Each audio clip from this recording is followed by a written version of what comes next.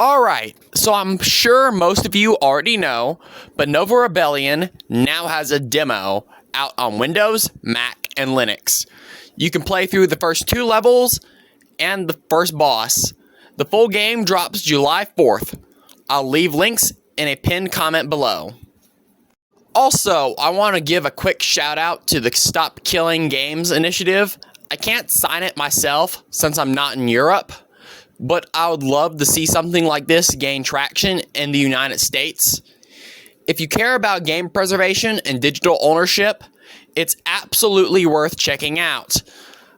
I'll leave a link to the official page in the description below as well, or a comment, because for some reason YouTube still won't let me put links in the descriptions of my videos.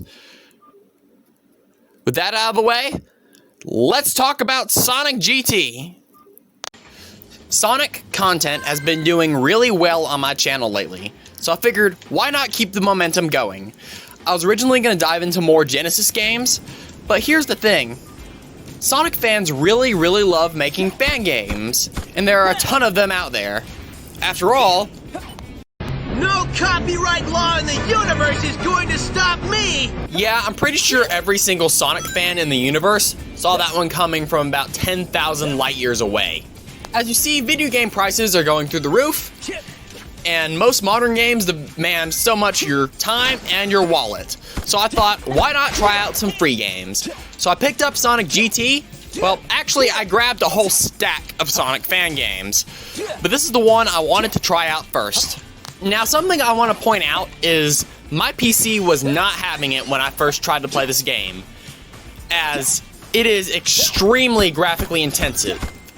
Like, I had to crank down every single setting to the bare minimum, and all the effects just about, to get it to run properly and at 60 frames a second. I mean, honestly, I wish there was a setting to make it run at 30, because I can't tell the difference between 30 and 60, I'll be honest with you. But, who cares about graphics as long as the game is fun? But, if you have a beefy rig, well, and you crank up all these settings, you are likely going to get an experience equivalent to a modern AAA game with all the effects. But I don't have that, so what you're seeing here is actually a toned down version of the game graphically. Sorry. But if you want to see this game at full blast and full action, you're going to need a much stronger PC than I have. Oh, and just so you know, this game is 100% free. So if you want to play it after hearing me talk about it a lot, check the link that I'll leave in a comment below, as for some reason YouTube will not let me put it in the description. And with that, let's talk about Sonic GT. So the first thing you'll notice is this game is fully 3D, and it kicks off with a tutorial. Now let me get this out of the way right now. For anyone who's played a lot of Sonic games, you know that thing called same button syndrome, where everything, light speed dashing, bouncing, all that is mapped to the same button?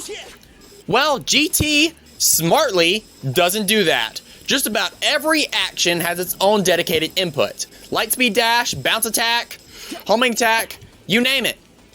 Most things have their own separate buttons. The only exception I really see to this being the homing attack and the jump button are the same button, but, well, you're not going to accidentally homing attack when you mean the jump. But here's the catch. The controls take some getting used to. If you thought Sonic Heroes felt slippery, oh boy, this game feels like they took the momentum of the Genesis games and cranked it up to 3D. You can get some wild speed and height just by chaining tricks and using the terrain right. But it's kind of hard to get used to. I got used to it after a while, but oh boy. I hope you like a learning curve, because there is a big one here. However, this tutorial is very short and very sweet. And with that, we get into the actual game itself, which, right off the bat, is awesome. Okay, so the very first thing you're going to notice about this game's story when you start it is the fact that it's fully voice acted. And honestly, the voice actor for Sonic, he does a pretty good job. But the real surprise to me was Tails. This is honestly the best Tails voice I've heard in any game, movie, or media. No joke. I mean, it's on par with the movie voice of Tails. It's that good. Us. It's always such a blast. The trouble we get ourselves out of. You mean the trouble that I had to fly you out of? Right, Sonic. Ha ha. Very funny, Tails. The story itself is nothing too wild. Z's. Mighty the Armadillo's buddy, Ray, gets kidnapped. So Mighty does what any reasonable armadillo would do in this situation. He starts punching things until he finds him. Surprisingly, that doesn't work. Meanwhile, Sonic's just chilling on the beach when somehow he hears Mighty screaming for help from what appears to be miles away when you actually play the level. I mean, Sonic doesn't have super hearing last I checked, so how did he hear Mighty? I don't know, plot convenience, I guess. Then we hit the first level, Ocean Paradise, and this is where the game really starts to show off. These levels are massive, and if you know what you're doing, you can build up some absolutely insane speed. What caught me off guard though, the water isn't an instant death trap. I fell in by accident expecting the usual Sonic Doom trope, but nope. There's a whole underwater section. You can actually run underwater. In like a bunch of places in this level. It's really cool. The music here is very ambient to me. It's not a track I would listen to in my free time, but it fits the level's vibe okay. I prefer hard rock tracks when it comes to Sonic, but I think the composer did an okay job here. This is an ocean paradise with ancient ruins around it after all.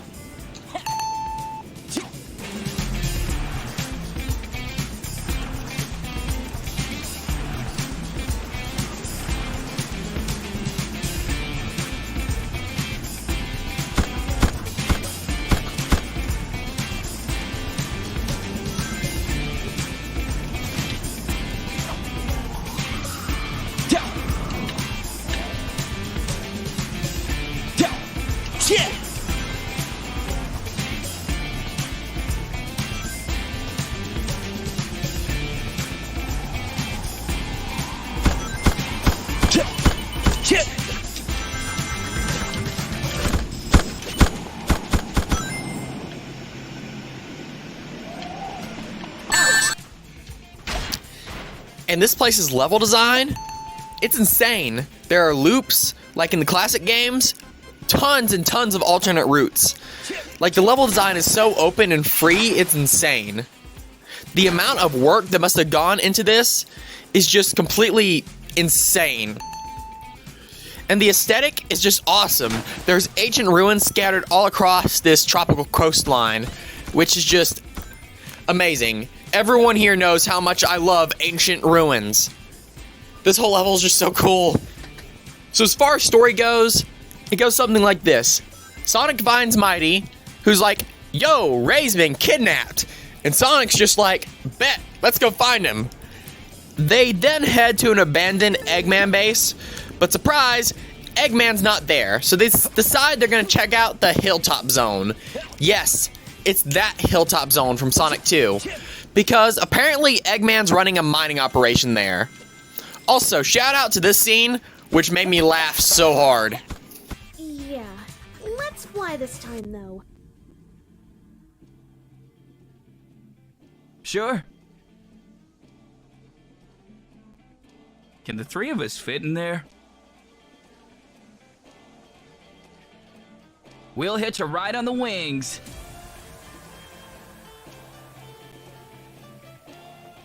Next up is Hilltop Zone, and the mission is simple. Find Eggman's boss bot, force it to send a distress signal so you can trace Eggman's location, and then stop the mining operations.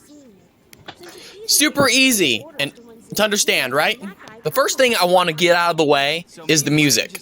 Unlike Ocean Paradise, which was just okay music, this music's actually really good. I like this song.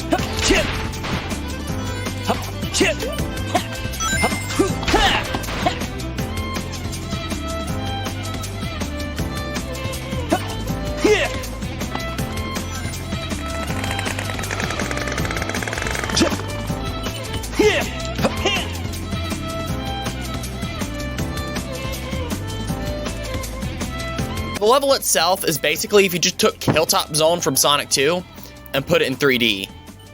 You got the wooden bridges, the big weird dinosaurs, and even minecart rails, and the zip lines in certain areas.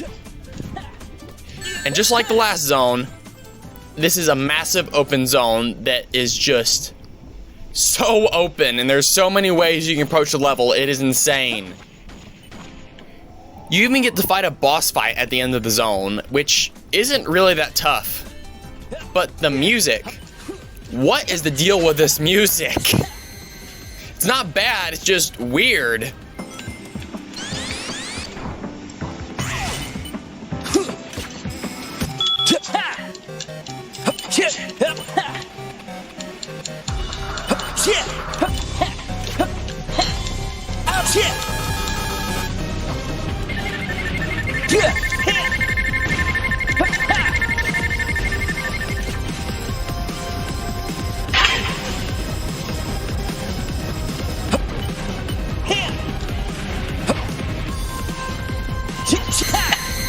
Also, this cutscene here that plays after the boss fight just had me rolling on the floor laughing. I just have to show you guys this because it's insanely hilarious. Aha! If it isn't Sonic, what do you think you're doing interrupting my perfectly legal mining activity? Legal activity?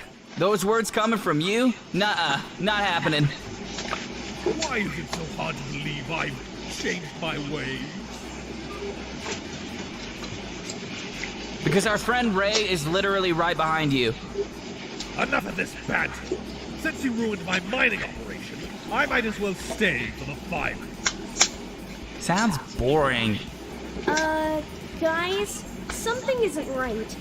This whole place is shaking. Hilltop is about to blow!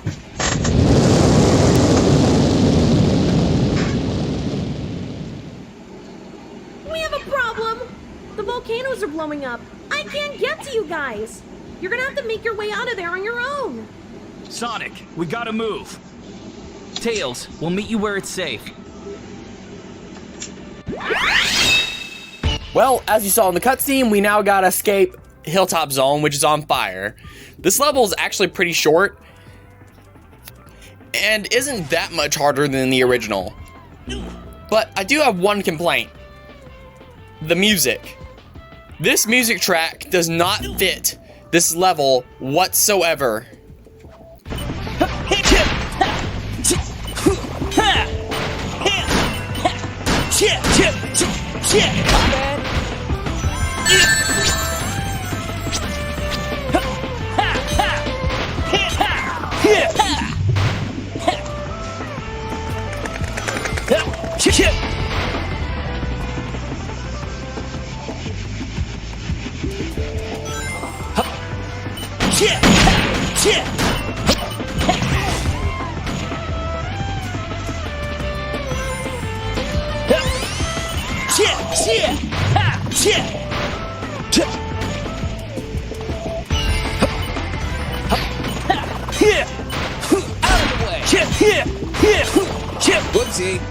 I said previously, I love this track, but it's just hilariously out of place.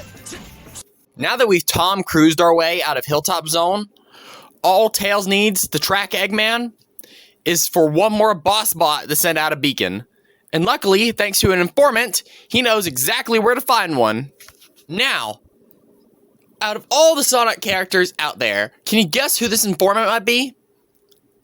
If you guessed Rouge, which is who I thought it was going to be and the most likely candidate, guess what? You guessed wrong. It's Shadow the Hedgehog, baby. Also, we got to talk about Shadow's voice actor for just a second. Now, almost everyone in this game is either solid or genuinely really great at their role. Like, this is probably the best Tails voice actor I've heard in any Sonic media. But whoever voiced Shadow, I don't know what direction they were given, but the result is just absolutely hilarious. Just listen to this. Second thought, could Ray just live with Eggman? What are you saying? Oh boy. Here we go. As infantile as ever, I see. As infantile as ever, I see. I'll show you how infantile I can be. I think you just did. Quit your incessant blathering. You wanted my intel, so you'd better shut up and listen. Fine. Grace us with your knowledge. What you are looking for is located towards the far side of Sunset Boulevard.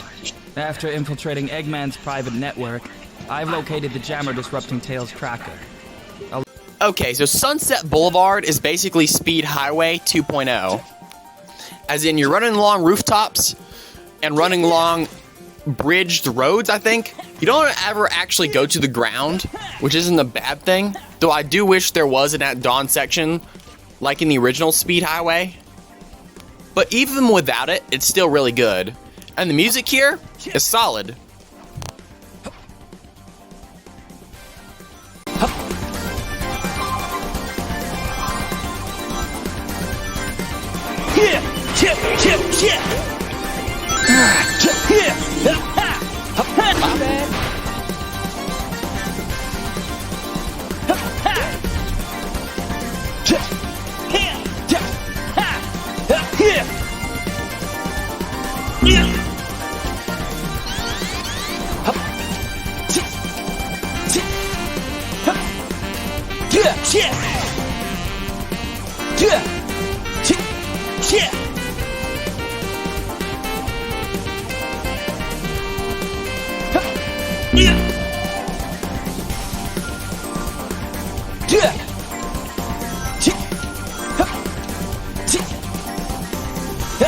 By the way, speaking of Sonic Adventure 1, the cop car enemies from Sonic Adventure 1 Speed Highway are here as well.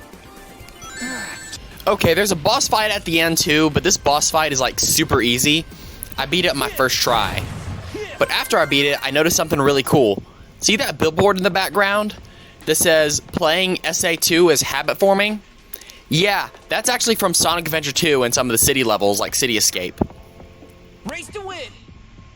Before we move on to the last zone, there is two things I wanted to point out.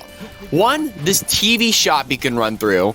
I completely blew past it on my story mode run, but when I replayed it in Time Attack, I noticed it and thought it was really cool. Then, there was this.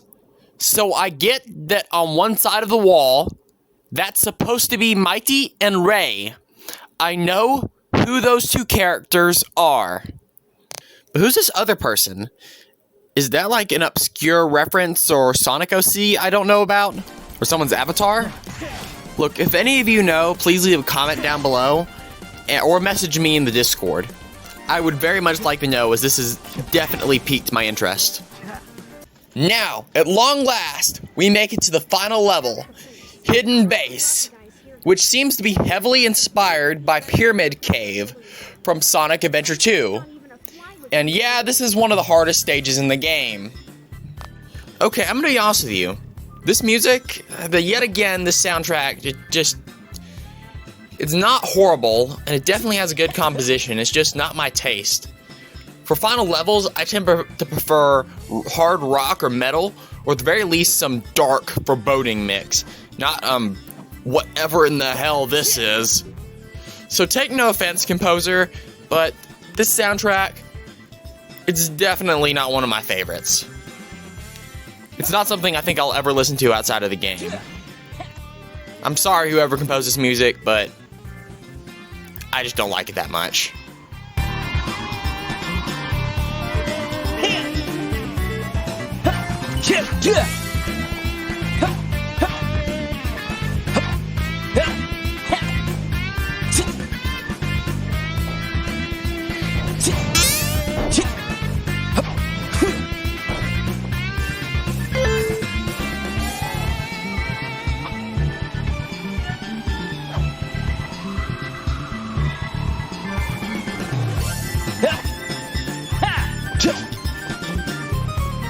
As for the level itself, describing it's kinda hard.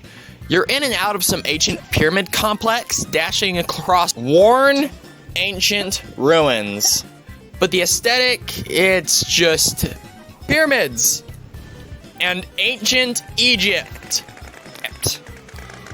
That pretty much describes the whole vibe. Story-wise, this is where Eggman's been keeping Ray. So of course the crew's gotta storm the place. Once you're in, the full plan is revealed. Eggman kidnapped Ray because he wanted Mighty's shell. Yup, that's the big twist. He was planning to forge armor out of Mighty's, the Armadillo's, shell. But apparently, he already got a piece of it earlier in the story.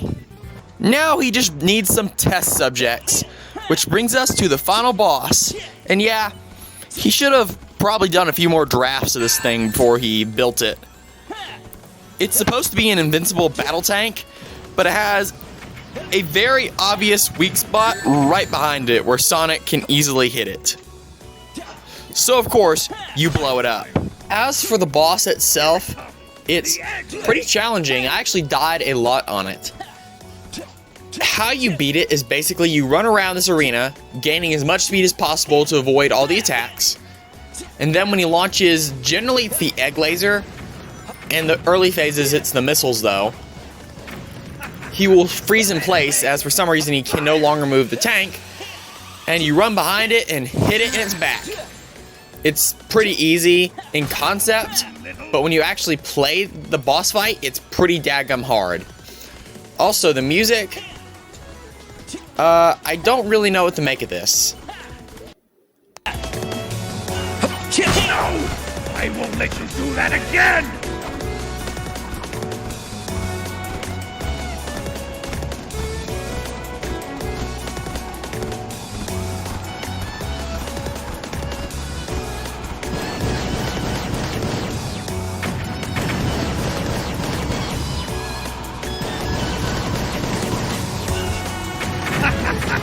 Egg laser! Fire!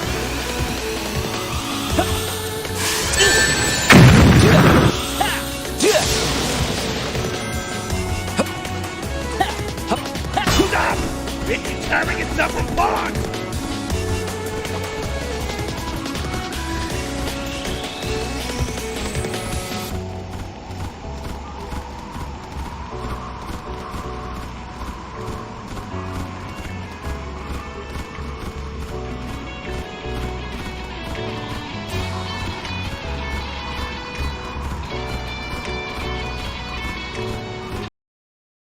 The ending wraps up with Sonic declaring Eggman will never win because Sonic has the power of friendship and Eggman, well, he's all alone. But then while Sonic's talking to his buddies, Eggman runs off. And what about Ray? Well, they completely forgot about him. They just leave him chilling with Metal Sonic as everyone else runs off to chase Eggman. Roll credits. Maybe it's teasing a sequel? Who knows? It's a fan game. But I most certainly would like a sequel.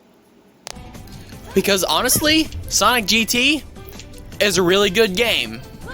But the best part is, just because you finish the story, doesn't mean there's not more to do. There is tons of bonus content, like bonus characters, a time attack, and a challenge mode.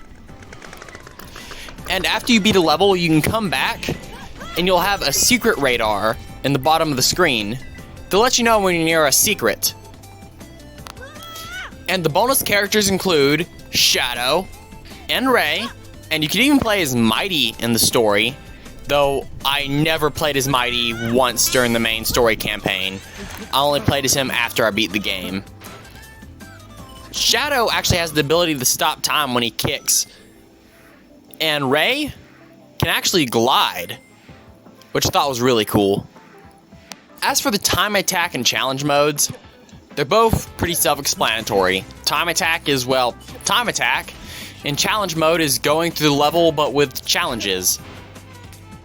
Yeah, I'm going to be playing time attack way more than I play challenge mode. I'm just going to be honest with you. And with that, I think that concludes my review of Sonic GT. This game was honestly amazing. The music was mid, but everything else was just stellar and spectacular. Honestly, this game is free, And with games at $80 now, you have no excuse not to play this free, awesome Sonic fan game. Seriously, play it now. It's that good. And with that, this is the Anti-Gamer Slayer, signing out.